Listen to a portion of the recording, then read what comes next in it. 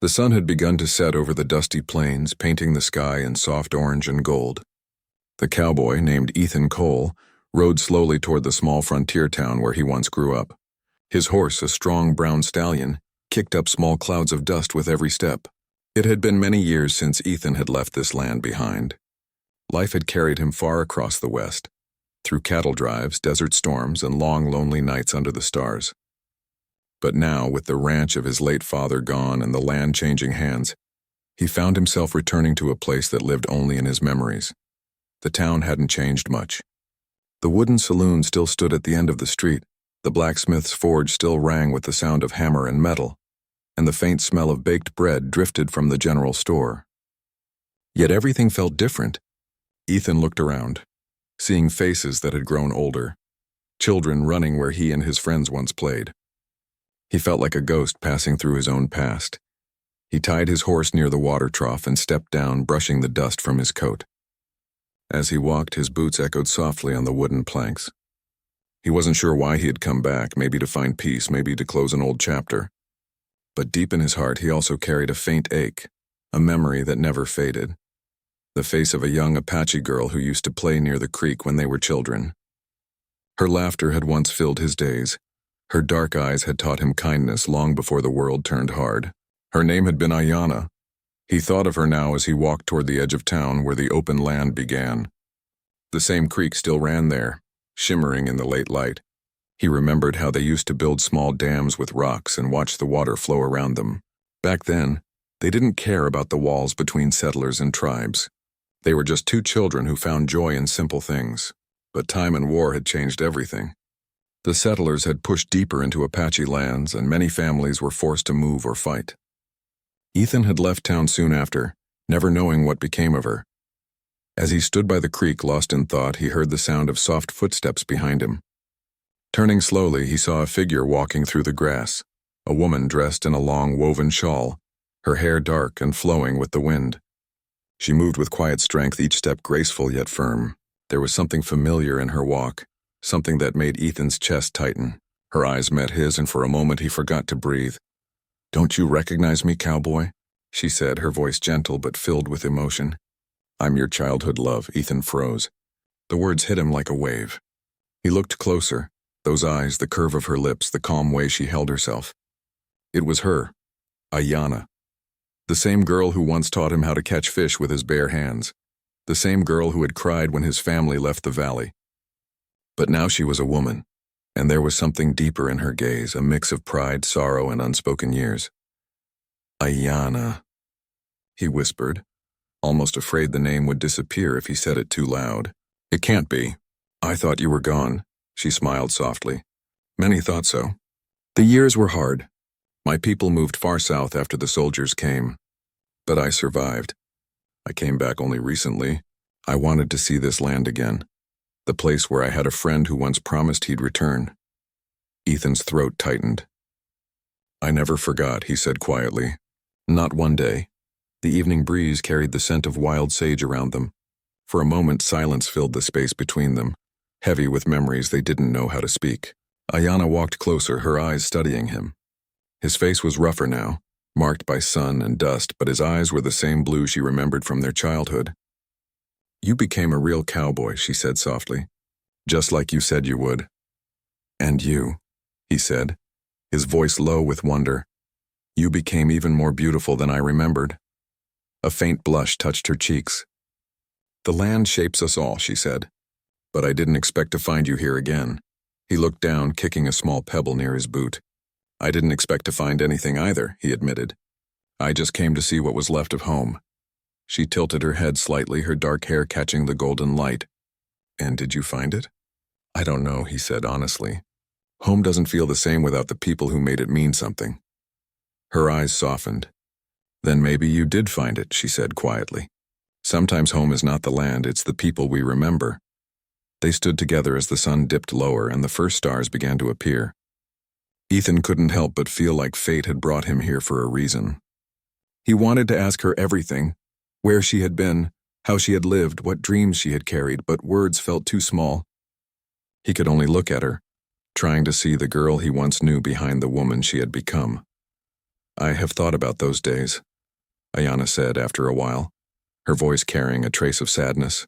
When we used to run by the creek, when your mother gave us apples, when we built that little shelter of sticks and called it our fort. We were only children, but our hearts were true. Ethan smiled faintly. You remember that? Of course, she said. I remember everything. He felt something stir inside him, a warmth he hadn't felt in years. The world had hardened him, but her presence seemed to melt away the walls he'd built. For the first time in a long while, he felt seen. They walked slowly along the creek, the moonlight beginning to silver the water. Ayana told him of her tribe's journey, of the struggles they faced after being forced from their home. Ethan listened in silence, his heart heavy with guilt. I'm sorry, he said. For everything that was taken. She shook her head gently. You were only a child, Ethan. The past is heavy, but we carry what we must. What matters is what we choose now. They reached the old oak tree where they used to carve shapes in the bark.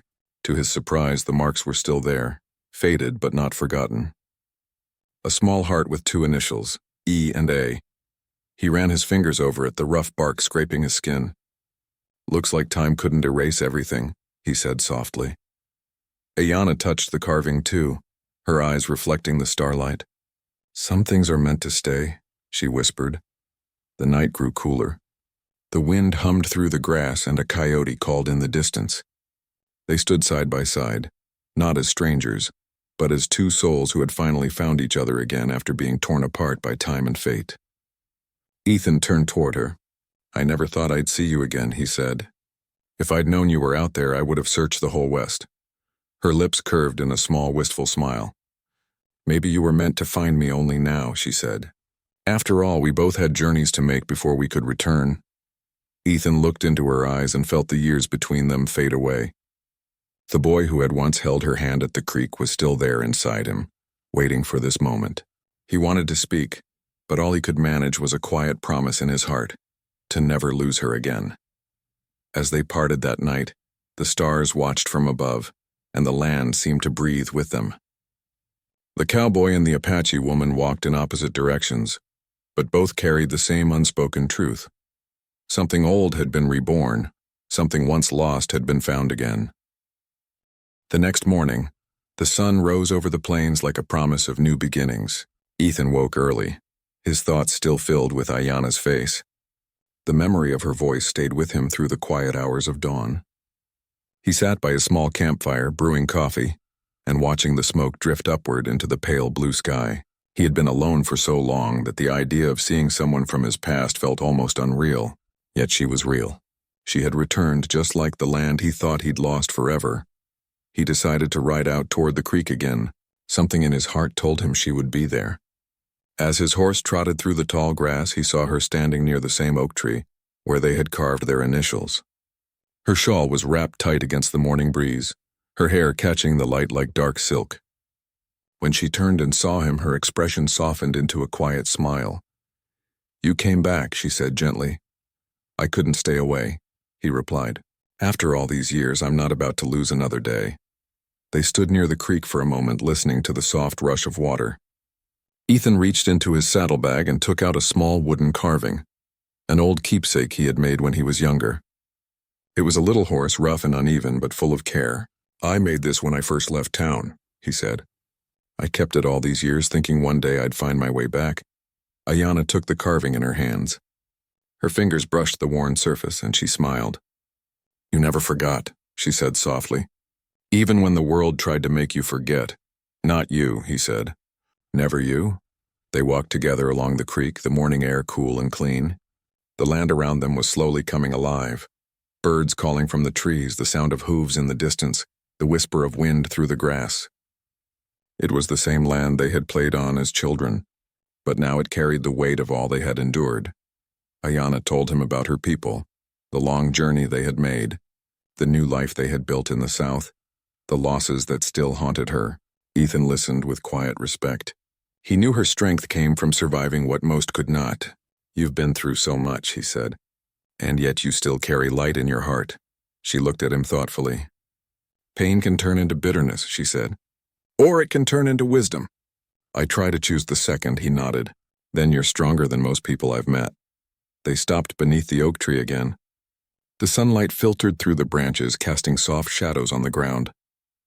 Ayanna turned to him, her eyes calm but searching. "Why did you really come back, Ethan?" she asked.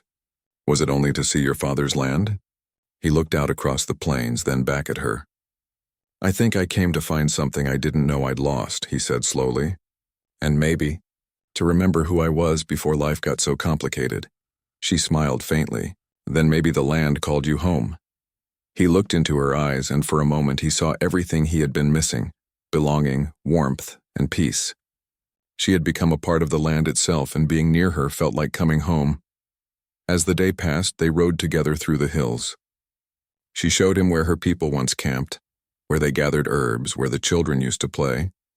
Ethan listened, asking questions, learning the names of flowers and places he never knew before.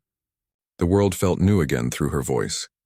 Later that evening, they stopped near a ridge overlooking the valley. The view stretched far: golden fields, a river glinting like silver in the distance, and mountains standing tall beyond. Ayanna sat on a rock, gazing quietly at the horizon. "When I was a girl," she said, "I used to dream of flying over those mountains. I thought maybe I could see the ocean one day." Ethan sat beside her. "Maybe you still can," he said. "There's time yet." She smiled at that. "Time," she said softly. "It moves so fast. When we were young, a single day felt like forever. Now a year can pass before you even notice," he nodded, feeling the truth in her words. "But sometimes," he said, "you meet someone again and time doesn't matter anymore. It's like it waits for you." Her eyes met his, and she held his gaze for a long moment. Neither spoke. The silence between them was not empty. It was full of the things they couldn't put into words. When the first stars appeared, they made a small fire and shared what little food they had. Ethan found himself telling her about his travels, about the cattle drives, the long nights on the trail, the friends he'd lost, and the lessons he'd learned. She listened with quiet attention, her eyes soft and thoughtful. "You've seen a hard life," she said gently, "but your heart is still kind." He smiled faintly. "Maybe because of what I learned here," he said. "Because of you." She looked away, her expression touched with something between pride and sadness. "You were always good," she said. "Even when we were children. You treated me like an equal when others did not." He hesitated, then said, "You were my best friend, Ayanna. I never saw you any other way." The fire crackled softly between them. For a while they simply sat in the quiet, watching the flames dance. Then she said, "When you left, I thought I'd never see you again. I used to come to this creek every season, just to remember. Some part of me always hoped you would return." "I wanted to," he said, "but life kept pulling me away. Every time I thought about coming back, I told myself you'd be gone, that maybe it was better to let the past rest." "And yet here you are," she said, her voice warm. "Maybe the past never lets go until we face it." He nodded slowly. "Maybe it doesn't." The night deepened, and the sky turned black and full of stars. They lay on the ground near the fire, looking up at the sky. Ethan felt a quiet peace he hadn't known in years. "You ever think about what might have happened," he asked softly, "if we'd never been separated?" She turned her head toward him. "Sometimes," she said, "but then I remember that life has its own way of bringing people together when the time is right." He smiled, a faint, grateful smile. "I think this is that time," he said quietly. She didn't answer, but the way she looked at him said everything. The next morning they rode together into town. Some of the townsfolk looked at Ayanna with curious eyes. An Apache woman walking beside a cowboy wasn't something they saw every day. Ethan noticed the looks and felt a twinge of anger, but Ayanna seemed calm, as if she'd faced such stares before. She held her head high, her dignity untouched. They stopped by the old general store, and the owner, an old man named Mr. Harris, came out to greet them. "Ethan Cole," he said with surprise. "Didn't think I'd see you again, boy." "Just passing through," Ethan said. "Wanted to see how the old town's doing." Mr. Harris nodded, his gaze shifting to Ayanna. "And who's this fine lady?" "She's an old friend," Ethan said firmly. "From before the world went crazy." The old man nodded slowly, his expression softening.